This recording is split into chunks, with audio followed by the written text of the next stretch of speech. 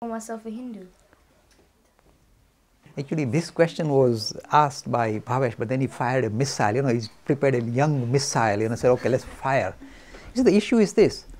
If you are a non-theist, means not believe in a super personality called God in the heaven, does it mean that you are no longer a Hindu? It's a very, very lovely question to ask on camera, because this would frighten people off, saying, oh my God, I'm no longer a Hindu because I can't believe in Shiva or Vishnu or Mother Goddess and all this Ganesh. This is terrible. I lost everything that I was holding so dear. It's a risky, it seems to be a risky enterprise. Look, this shows that you've not really seen or understood the comprehensive nature of Hinduism. It is very vast and very broad. Look, if you study the Upanishads, they're not talking of Shiva and Vishnu and all that.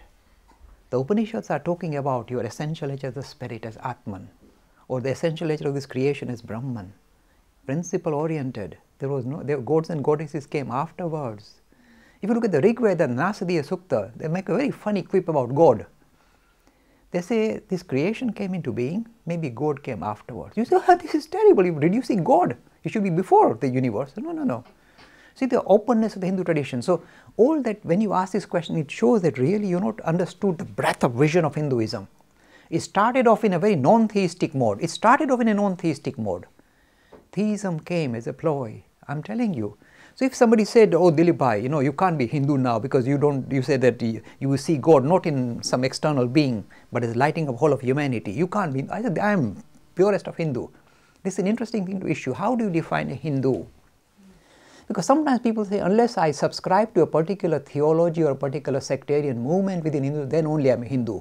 Or I must visit a temple regularly. I said, nonsense. You can be a perfect Hindu without visiting any temple, without ever stepping into a temple. You can be a perfect Hindu, perfect practicing Hindu.